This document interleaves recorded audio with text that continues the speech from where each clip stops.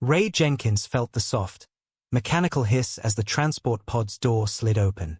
A thin mist of sterilized air poured into the sterile arrival bay, mingling with the faint metallic tang of Viona's atmosphere processing systems. The sensation was like walking into an airlock, cold, precise, and somehow oppressive. Ray inhaled deeply, trying to ignore the overwhelming sense of displacement that clung to him. It was a typical feeling whenever he set foot on a new world, but this time, there was something different in the air. The world outside the pod wasn't like Earth at all. Viona, efficient, orderly, and cold. It looked exactly like the footage they had shown him during the briefing. A vast, geometrically perfect city, its surface slick and sterile, with angles that cut into the horizon like cold steel. Ray stepped onto the tarmac, his boots clanging slightly as they hit the metallic floor. His duffel bag swung from his shoulder as he adjusted his posture, trying to make the transition from weightlessness to gravity as smooth as possible. He looked around, noticing the razor-sharp angles of the terminal walls. Everything was immaculate, nothing out of place, not even a speck of dust or a stray wire. It felt like he had just walked into the future itself, minus the warmth of a human touch.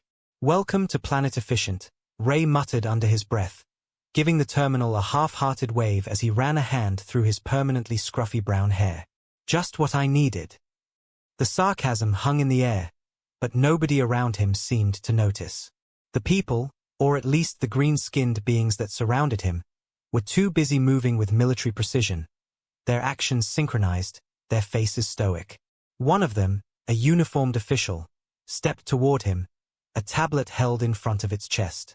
The official scanned him with a detached efficiency that sent a ripple of discomfort down Ray's spine.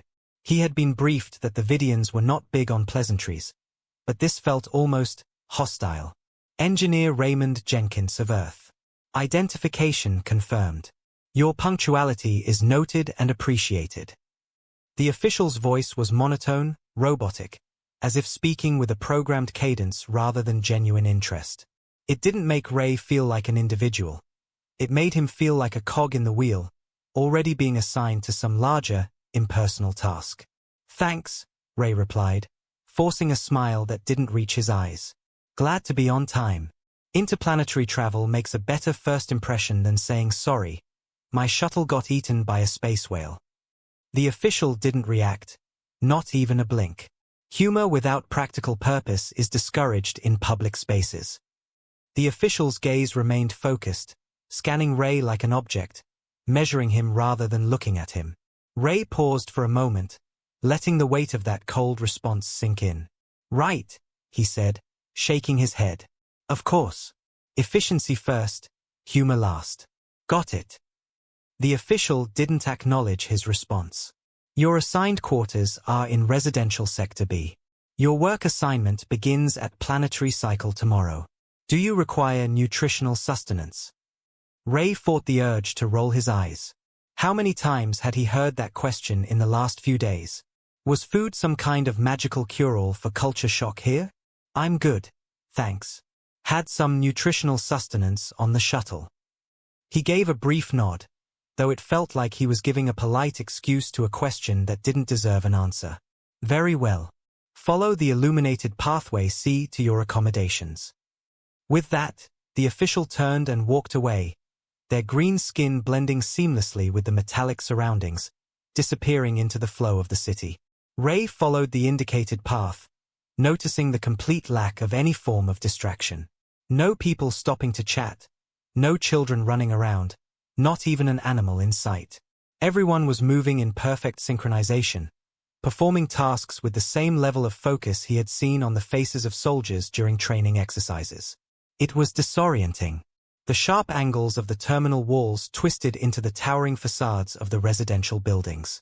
The tall structures loomed ahead, their walls as smooth and cold as everything else on Viona. It was a far cry from the crowded, bustling cities back on Earth, places filled with chaos, noise, and warmth. Here, everything was sterilized, and the emptiness around him felt suffocating. His quarters were exactly what he expected, minimalist. A simple box of sterile metal and glass. There was no personality in the room at all. A bed, a workstation, storage compartments, and a sanitation unit. There wasn't even a window to gaze out of, just more sterile walls stretching into infinity. Ray sighed, tossing his duffel bag onto the bed and shaking his head. He pulled out a crumpled NASA t-shirt and hung it in the storage unit, the only piece of familiarity in the whole room. At least it added a splash of color to the otherwise monochromatic space. Home sweet sterile box, he muttered under his breath.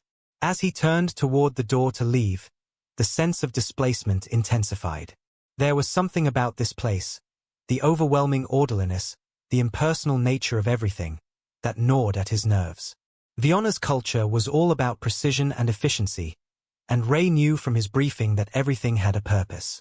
Every move, every action was calculated. They prided themselves on getting things done with minimal energy and minimal waste. Ray couldn't help but wonder how much of their culture was spent suppressing emotion in favor of total control. With a deep breath, he decided to push those thoughts aside. The reason he was here was simple enough. He was an engineer. They had a job for him to do, and he intended to do it well. He just had to survive the cultural gap in the meantime. The central energy facility of Vienna's capital city was as imposing as it was efficient. The structure loomed above him like a massive crystalline pyramid, its sharp edges glinting in the artificial light. Energy conduits and power pathways were visible through transparent sections of the building's walls, pulsating with electricity as if the building itself were alive. It was a marvel of engineering, and Ray couldn't help but be impressed. Walking through the security checkpoints, he felt the disapproving stares of the Vidians around him. None of them made eye contact, and none of them spoke, moving like automatons, their expressions devoid of anything resembling emotion. At least back on Earth, engineers were treated with a little more appreciation. Here, it felt like they were expected to be just another piece of machinery. His supervisor, a tall Vidian named Thorks, met him at the primary control hub. Thorks's eyes flickered briefly over Ray's Earth-issued uniform before returning to the screen in front of him. "Engineer Jenkins," Thorks said, his voice devoid of inflection. "Your punctuality is appreciated." Ray couldn't help but notice that he had heard those words before, both in his briefing and from the official at the terminal. Did they really have nothing else to say here?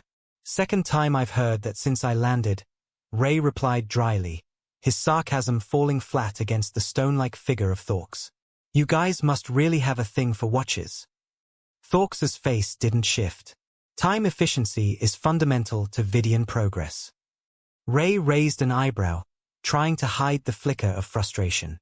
"I'm sure it is." "Your assignment," Thorks continued, "is to upgrade the quantum fluctuation stabilizers in Sector 3.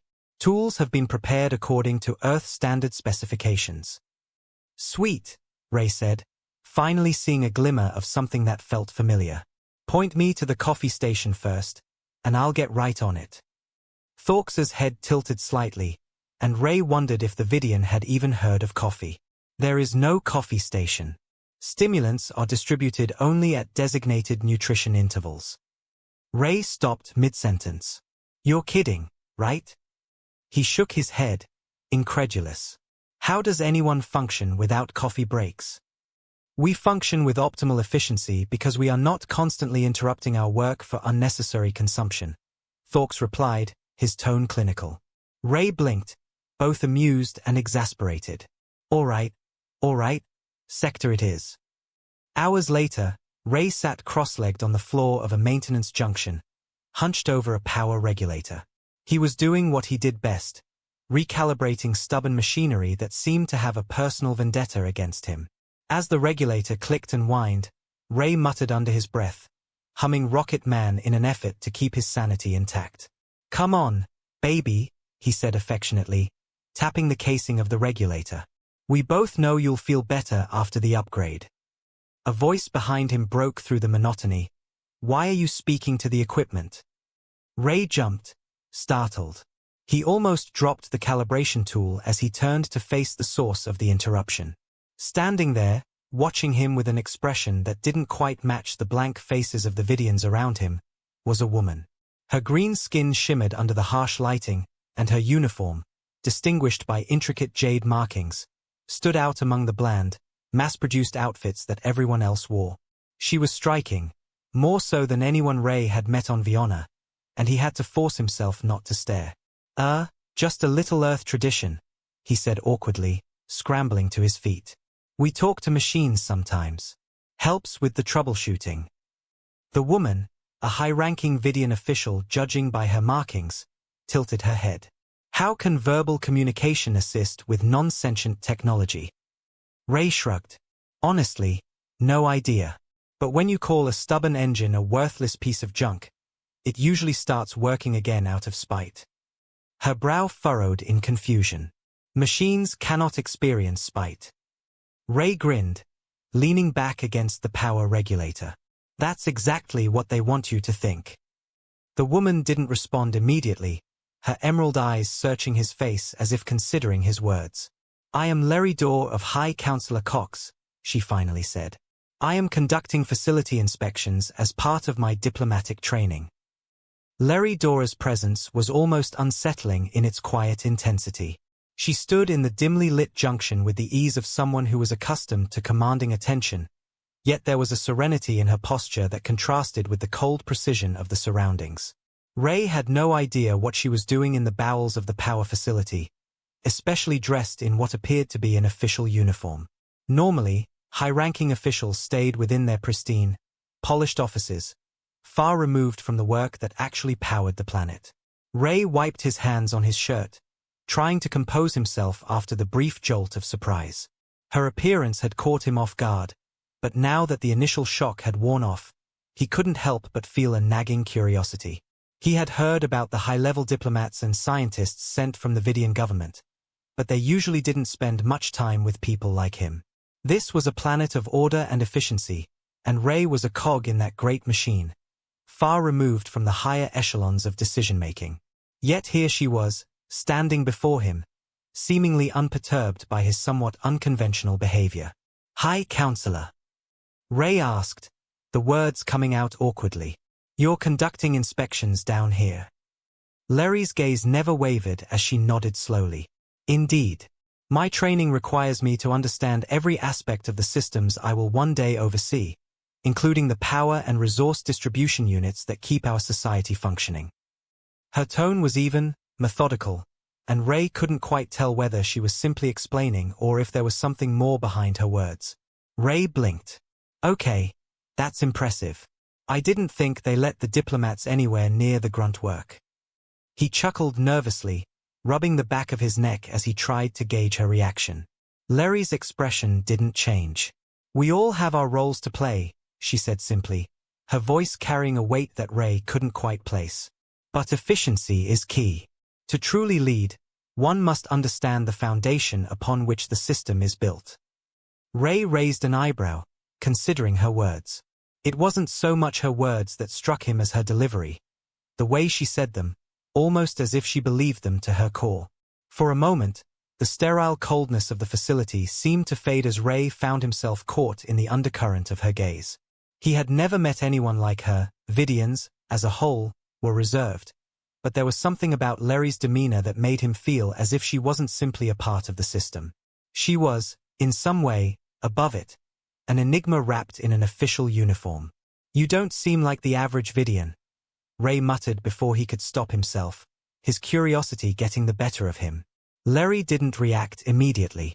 She stepped closer to the equipment, examining the intricacies of the machinery with a practiced hand. When she spoke again, her voice was softer, almost contemplative. I'm not like most of my people. But that is something I've come to accept. She paused for a moment, her emerald eyes flicking to him. Efficiency, you see, is often prioritized over individual expression. Yet, in that quest for perfection, something of the soul is sacrificed. Some, like myself, feel the loss. Ray didn't know how to respond. The weight of her words hung between them, and for the first time since arriving on Viona, he felt a sense of understanding from someone who wasn't just concerned with the technicalities of life. He glanced around the sterile environment, feeling the cold air pressing in on him. Maybe it was the claustrophobia of it all, but the weight of Larry's statement seemed to echo in the stillness. You're not the only one who feels that way, Ray said, his voice softening. I came from a place where people weren't afraid to show who they were, even if it made things messy. Sure, it wasn't always efficient, but it was real. People got lost in that efficiency stuff. You know? I mean, who wants to live in a world that's just perfect? He gestured around at the impersonal surroundings, feeling a flicker of irritation that had been building since he first arrived. Larry remained silent for a moment as if weighing his words. She glanced around the junction, the unblinking machinery, the humming power regulators, and the ever-present hum of efficiency. When she spoke again, it was with a deliberation that Ray hadn't expected. Perfection is a double-edged sword, Engineer Jenkins. It can bring us closer to a vision of harmony, but at the cost of the very things that make us human. She paused again, as though searching for the right words. But how can one lead a world that's anything less than perfect? A world like ours? Ray stared at her, torn between the pull of her conviction and the innate discomfort that the system of perfection here brought. He knew what she meant. He'd read about the Vidians' obsession with creating order, with eliminating inefficiency, but hearing it come from her, spoken with such clarity and depth, made him feel a sense of unease that was hard to shake off. What if there's more to life than perfect harmony? Ray asked, taking a step closer to the machine. He turned the regulator's manual dial and listened to it whine and hum in response. What if the imperfections are what make it worth living? Larry looked at him sharply, a flicker of something in her eyes that wasn't easily readable. Perhaps you are right, she said softly, her voice dipping lower. Perhaps that is something I need to learn. There was a quiet weight to her words, and Ray, unsure of how to respond, decided to focus back on the task at hand. Well, I'm not exactly a philosopher, but I know a thing or two about keeping systems running smoothly. If you're here for an inspection, I'm happy to show you how this thing works. It might not be perfect, but it'll get the job done. Larry smiled faintly, her lips curving upward slightly. Efficiency is efficiency, she murmured, as if pondering his words. She then took a step back, allowing him space to work. Ray, now in a bit more of a comfortable rhythm, went back to calibrating the quantum fluctuation stabilizers. His hands moved with a practiced ease, tightening and loosening parts, occasionally tapping the surface to test the integrity of the components. Meanwhile, Larry observed closely, her eyes tracing every movement. The silence between them was almost companionable, despite its underlying tension. So, why the interest in the power systems, anyway? Ray asked, breaking the quiet as he adjusted the last part of the regulator. I mean, if you're part of some high-ranking diplomatic project, there's got to be more you could be doing than poking around here. Larry's gaze shifted back to the console in front of him. I've always been fascinated by the core of a system, she said, her voice soft yet resolute. A leader must understand not just the policies and the structure of their people, but also the energy that powers them, the resources that sustain their societies. These power systems are the lifeblood of Viona. Without them, everything crumbles. Ray watched her, sensing that there was something deeper at play. So it's more than just checking off a box on a report. Her. She nodded slowly. Much more. Just as Ray was about to ask another question, a sharp beep came from the regulator, signaling that it was fully calibrated. He let out a quiet sigh of relief, finally finishing the task. There we go, he said, wiping his hands on his pants. Mission accomplished. Larry didn't immediately speak, but her eyes lingered on the machine, her expression thoughtful. After a moment, she turned to face him fully. You have a particular way of working, she said. I admire it. Ray couldn't help but grin at the compliment, though it still felt strange to receive praise from someone so detached. Thanks, I guess. Just doing my job. Larry studied him for a moment, her gaze flicking over him in that penetrating way that made him feel like she was seeing more than just the exterior. Yes, you do your job, but your approach to it is unorthodox. It's a shame that Viona's efficiency does not leave much room for individuality. Ray met her gaze, a flicker of understanding passing between them. For the first time since his arrival, he felt a connection to someone here, someone who wasn't just a cog in the machine. "I suppose that's why I'm here, right?" he said with a wry smile. "I'm the wild card, the one who isn't all about precision. But hey, even a broken gear can keep the clock ticking, right?" Larry's lips twitched upward into a small smile. "Perhaps, Engineer Jenkins. Perhaps." The silence stretched between them once more, but this time it felt less oppressive. Instead, it felt like an unspoken understanding, one that was still in the process of being built. And in that moment, Ray realized that perhaps, despite all the cold, calculated systems of Viona, there was still room for the messy, unpredictable chaos that made people like him, and Larry, feel alive. As they turned to leave the junction, the soft hum of the machinery fading behind them, Ray couldn't help but wonder just how much of the Vidian way could be changed, how much of the system could be altered. If only they were willing to embrace the imperfections that came with true progress. The winding corridors of the power facility seemed to stretch endlessly, each turn taking them deeper into the heart of Viona's infrastructure. The air grew cooler as they ventured further, the hum of the machinery more pronounced, almost as though it were alive, breathing with the pulse of the planet itself. Ray led the way, his hands still tingling from the work he'd just finished. Behind him, Larry walked with a quiet grace, her footsteps soft yet purposeful. The silence that had settled between them was no longer uncomfortable. There was a sense of shared understanding now, a connection forged not through words but through the unspoken acknowledgement of their differences and similarities. Larry's presence had become less imposing, more like that of an observer, an outsider looking into the life Ray had come to know. As they turned another corner, the facility opened up into a vast chamber, a control center of sorts.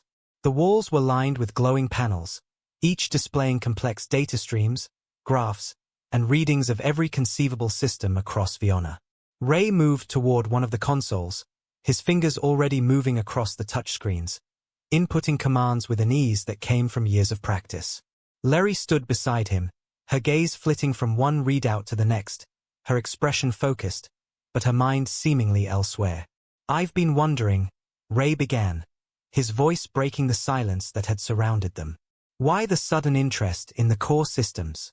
Don't get me wrong, I appreciate the company, but you don't seem like someone who'd need to be hands-on with this stuff." Larry's eyes flicked to him, and for a moment, Ray saw something in them, a flicker of emotion that she quickly masked. It was subtle, but Ray had learned over the years how to spot even the faintest signs of a shift in someone's demeanor. He couldn't place what it was, but it felt like something deeper was at play. "I've always believed that leadership is about understanding every part of the whole," she said slowly, her voice quiet but firm. "If I am to guide the people of Viona, I need to understand how each part functions, how every system contributes to the greater good. This isn't just about politics or diplomacy.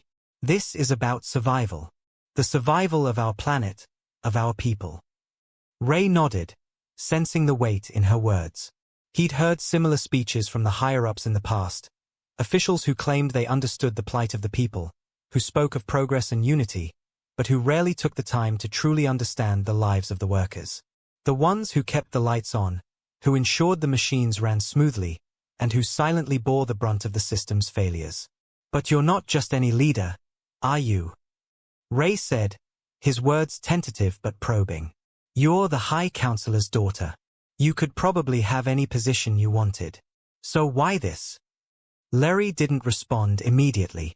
Instead, she stepped closer to one of the panels, her fingers brushing lightly over the glass as if contemplating something far beyond the data displayed in front of her.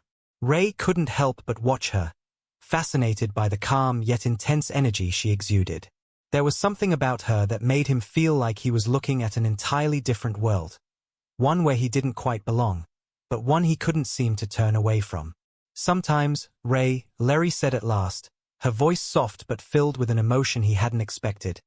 "It's easy to forget that even the most powerful systems are made up of individuals, people with their own thoughts, desires, and fears. We get so caught up in the idea of progress that we forget about the people who make that progress possible. The workers, the engineers, the ones who give up their time, their lives, to ensure everything functions as it should." Ray felt a pang of recognition. Her words rang true in a way that echoed his own feelings he'd long kept buried. For years, he'd seen himself as little more than a cog in the wheel of Viona's grand design. But lately, as he'd worked on the outskirts of society, those feelings had intensified. He had become disillusioned with the constant demands for perfection, for efficiency at the cost of human connection. He hadn't realized it until now, but in some strange way, he felt like Larry had just given voice to what he'd been struggling to articulate for so long. "I don't know if I believe in the whole greater good thing anymore," Ray said quietly, his words hanging in the air between them. I used to think that if we just kept pushing, just kept improving, everything would get better. But the more I see, the more I realize that we've lost something. The drive for perfection, for control, has taken everything that was real about life and buried it under all this structure." Larry's gaze softened as she turned to face him fully. "I understand that more than you might think," she said, her voice low, almost wistful. "There's a tension between what we desire and what we're expected to become. A leader must embody the ideals of the system, but in doing so, they must sacrifice parts of themselves. The system demands sacrifice. But there comes a point when the cost is too high." Ray's heart skipped a beat as he looked at her, surprised by her admission. This wasn't what he'd expected from the High Counselor's daughter, the idealistic figurehead of the Vidian government. Her words cut through the veneer of political rhetoric he had long grown accustomed to hearing, revealing a person who understood the weight of the system they were a part of, someone who saw the cracks even if she wasn't sure how to fix them. "But how do you fix something that's so ingrained in the fabric of everything?" Ray asked, his voice tinged with frustration. "How do you change a society that's built on this idea of perfection? I mean, look at Viona. Look at how everything works here. It's all about control, about keeping everything in line. People are kept in their lanes, and no one ever dares to step outside the boundaries. They think it's the only way to survive." Larry's eyes narrowed slightly, a flicker of something resolute flashing behind her gaze. "You're right," she said, her voice steady. "The system is rigid. But even a rigid system can evolve. Change doesn't happen all at once. It takes time, and it takes people who are willing to challenge it. People who are willing to break free of the confines that have been set for them. It's easy to conform. It's hard to break free." Ray blinked, a mix of disbelief and awe filling him. "And you think you can change it? You, of all people?" Larry's lips twitched into the faintest of smiles. "Not alone," she replied, "but with others. Those who understand the limitations of the system, who aren't afraid to push the boundaries, who are willing to risk everything for something greater. It's not easy, Ray, but it's necessary." For a moment, Ray was speechless. He had never imagined that the High Counselor's daughter, someone who could have anything, do anything, would feel this way. It was as if she had opened a door that Ray hadn't even known was there, revealing a path he hadn't even considered. The idea of change, of evolution, seemed impossible in a world like Viona, but Larry's words stirred something inside him, a spark of hope, however faint. "You're talking about revolution," Ray said quietly, the word tasting foreign on his tongue. Larry met his gaze, her expression intense. "Not revolution. Evolution. There's a difference. A revolution seeks to tear down everything in its path, to overthrow what exists. An evolution seeks to improve, to build upon what has already been created and make it better. It's about finding the balance between progress and humanity." Ray nodded slowly, the weight of her words settling over him like a heavy cloak. He had never thought of it that way. Revolution had always seemed like the obvious answer to a world gone wrong. But evolution, gradual, steady change, felt different. It felt more achievable, more sustainable. As he looked at Larry, something inside him shifted. She wasn't just a politician or a leader. She was a person, a complex individual caught in the same struggle as he was, trying to make sense of a world that didn't always make sense. She understood the tension he felt, the desire to break free from the chains of perfection, and the hope that maybe, just maybe, there was a way to make it all work. "Maybe you're right," Ray said quietly, a new sense of determination building in his chest. Maybe we can't fix everything all at once. But if we start somewhere, maybe that's enough. Larry's eyes softened, a silent understanding passing between them. It's a start, she said softly. For the first time since arriving on Viona, Ray felt like he was no longer just a cog in the machine. He felt like he was part of something bigger, a movement, a change that was still in its infancy but had the potential to reshape everything. And maybe, just maybe, it all started with the quiet realization that even a system as rigid as Viona's could evolve, if enough people were willing to believe in the possibility of change. Together, they turned back toward the exit, the sound of the facility's hum fading behind them, replaced by the quiet certainty that the journey was just beginning. The walls of the facility grew narrower as they made their way back through the labyrinth of tunnels. The soft hum of the machinery was no longer a comfort. Instead, it seemed to echo their every thought, vibrating through the steel like a reminder that everything they had just discussed was still only an idea. Ray's mind raced as he walked beside Larry. She had opened his eyes to something far more complex than he'd ever expected. The words evolution and revolution now hung in the air between them, as if they were the only things left that mattered. The truth was, Ray hadn't believed in change for a long time. Viona had always felt like a machine, unrelenting and incapable of mercy. It had existed long before he was born, and it would likely persist long after he was gone. People came and went, but the gears of Viona never stopped turning. What good could one person, one engineer, one worker, do against something so vast, so entrenched? That was the thought that had shaped his life for years. But now, something was different. Larry's words lingered with him, her vision of change not through destruction but through evolution, through understanding. He had always thought change required force. The more he thought about it, the more he realized that it didn't. Sometimes, the most significant shifts were the ones that happened gradually, through the quiet work of many hands, many hearts, all moving in the same direction. The path ahead felt uncertain, but for the first time, Ray felt a sliver of hope. As they stepped out of the cold, metallic corridors and into the light of the outer walkway, the warm glow of the planet's artificial sun greeted them. It cast long shadows over the rocky surface, the landscape outside looking strangely serene, almost peaceful. Larry broke the silence. "Ray, I need your help." Ray glanced at her, startled by the suddenness of her words. She had been quiet for most of the walk back, her mind seemingly deep in thought. The intensity in her voice now felt out of place, almost urgent. "I know you're not a politician," Larry continued, her pace slowing, her eyes searching the horizon. "But you're someone who understands what it takes to make things work. What it takes to build something from nothing." Ray paused, unsure of where she was heading. "I'm not sure what you mean." "You've been in the system for a long time," she said, her voice steady. "You've seen it all. The good, the bad, the broken parts. I need someone who understands the inner workings, someone who knows how the people in the lower sectors think, how they feel about the current state of things. If we're going to change Viona, we need to start at the ground level. We need to understand the struggles of the workers, the ones who keep everything running. They're the ones who can make or break this." Ray felt the weight of her words sink in.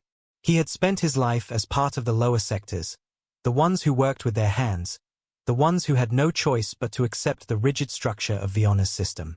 But he'd never thought about it in terms of revolution, or evolution, before. He had simply accepted that this was how things were. What Larry was asking of him was a shift in perspective, a shift in understanding. "I'm not a leader, Larry," he said, his voice uncertain. "I'm not someone who can rally people together. I'm just a worker." "Exactly," Larry replied, her voice firm. "You're someone who understands how the system works at its core. You know the pain of trying to exist in a place where every move is monitored, every action judged. But you also know the quiet strength it takes to keep going, even when no one is watching." Ray stood there for a long moment, torn between doubt and something else, something that felt like the beginning of a new understanding. He had spent so much of his life feeling small, insignificant in the face of something so much larger than him. But Larry was asking him to be part of something bigger, to see himself as part of the change they both knew was needed. "Do you trust me, Ray?"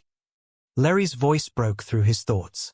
Ray looked at her, the quiet intensity in her eyes mirroring his own uncertainty.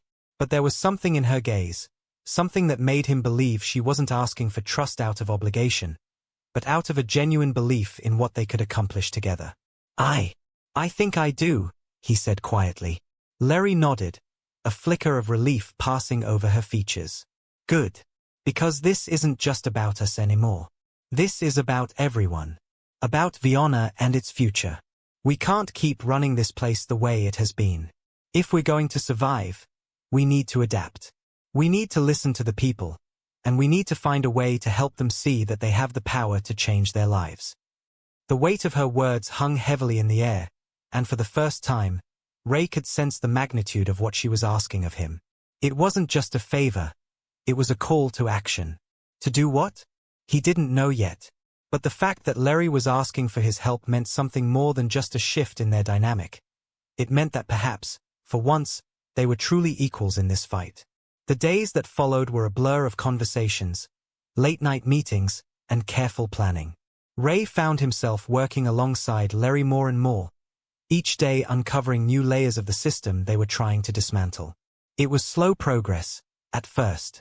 The higher-ups were too deeply entrenched in their own power to listen to the concerns of the workers. But Larry refused to back down. She used her position, her influence, to quietly bring change from the inside, while Ray worked to gather information, to learn about the deeper struggles that the people in the lower sectors faced every day. One evening, as Ray and Larry sat in the control room, poring over data from the latest surveys, there was a shift in the air between them, a sense that they were on the cusp of something monumental. The patterns they had been noticing in the data suggested that the cracks in the system were widening. The workers in the lower sectors were growing restless, more vocal in their dissatisfaction. But that was only part of it. There was something deeper going on, something that neither of them had anticipated. "Ray," Larry said suddenly, her voice tight, "this isn't just about discontent. There's something else. I've been getting reports about sabotage." Ray looked up, his pulse quickening. "Sabotage? Are you serious?" "I don't know how far it's gone yet," Larry replied, her tone urgent. "But it's happening. And if we don't act fast, we could be facing something much worse than a few isolated acts of rebellion." The words hit Ray like a cold wave. Sabotage. It was one thing to challenge the system, to fight for change in small, subtle ways. But sabotage? That was a declaration of war. The implications were clear. There were others within the system who were willing to tear it down, no matter the cost. And that meant Ray and Larry would have to act quickly, before the sabotage spread any further. They spent the next few weeks tracking down leads, finding the source of the sabotage. It was hard work, and it wasn't without risk. But each step they took brought them closer to the truth. The sabotage was more than just a few disgruntled workers acting out. It was a coordinated effort, one that reached into the highest levels of Vionna's leadership. By the time they had gathered enough information, Ray realized they were at a crossroads. The choice was clear. They could continue to fight for change through evolution, using their influence and understanding of the system to slowly shift the culture. Or they could escalate the fight, risking everything in an attempt to tear down the old order completely. Ray knew that they were now in a battle for the very soul of Vionna.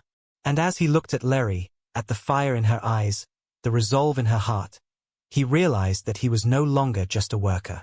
He was part of something far bigger than himself. Together, they would forge a new future for Vionna, one where the people, not the system, would be in control. As the final decision loomed, Ray and Larry stood together, ready to face whatever came next. And in that moment, Ray realized that evolution had already begun. The old world was fading away, and something new was being born. And no matter what the cost, they would see it through. For the first time, Ray felt truly alive, ready to fight for the future of Vionna, and the future of its